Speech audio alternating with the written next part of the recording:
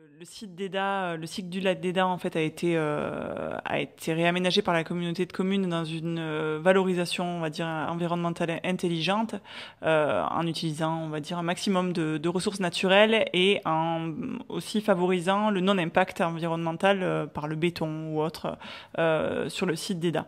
Donc c'est vrai qu'on est vraiment baigné entièrement dans cette stratégie-là. Les agents d'accueil aussi, le personnel de l'office de tourisme, en tout cas qui est sur le site, ainsi que les prestataires qu'on a réussi à former ont aussi cette sensibilité-là. En somme, aujourd'hui, on essaie de favoriser un tourisme respectueux de l'environnement en leur faisant passer des messages qui sont déjà d'une part véhiculés par le parc des volcans, hein, notamment ne sortez pas des sentiers battus, des choses bateaux mais qui peuvent échapper à certains touristes qui viennent d'ailleurs.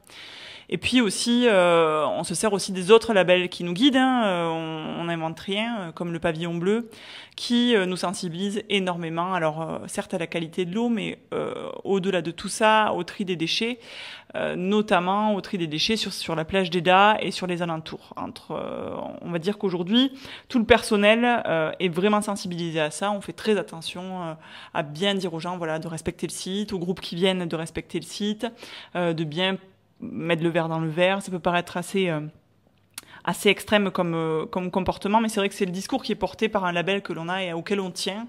Donc aujourd'hui, on se veut être une destination, on va dire, éco-responsable, et dans les faits, et dans les paroles. Voilà. Donc on essaie de véhiculer aussi l'amour qu'on a pour le site et pour la chaîne des Puys à toutes les personnes qui se présentent à nos portes, que ce soit des touristes, mais aussi des visiteurs locaux, puisqu'on a énormément, en tout cas sur le site d'Eda, mais aussi sur la communauté de communes des Chères, de personnes de proximité, notamment de Clermont-Ferrand, on va dire à peu près, sauf l'été, hein, le reste de l'année, on a 60% de public de proximité.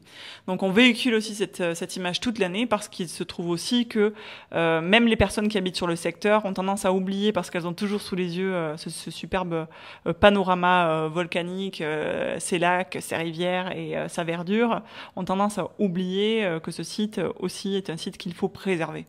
Donc on passe ce message de manière régulière toute l'année, on va dire aussi pour notre porte-monnaie à nous, hein, c'est-à-dire que plus on gère aussi les gens sur les sites, sur nos sites et sur les sites extérieurs, moins on a aussi de problèmes d'entretien. Voilà, ça permet d'avoir des sites sains visuellement et écologiquement, mais aussi un gain non négligeable en termes d'économie pour le secteur local. Voilà, ça nous permet aussi de nous concentrer sur d'autres missions, on va dire, qui sont peut-être plus importantes, comme l'accueil des populations. Voilà, on va dire que au lieu de peut-être faire plus les poubelles, eh ben on va mettre en place plus de projets. Et notamment aujourd'hui, on a des animations tri des déchets qui sont financées par exemple par le Sictom des Couzes, où nous on finance une partie qu'on appelle goûter zéro déchet. Voilà, on fournit un goûter aux enfants sur la plage, à ceux qui veulent participer à l'atelier. Donc ça, par exemple, on peut le faire parce que par ailleurs, on a des actions qui permettent de limiter l'impact sur l'environnement.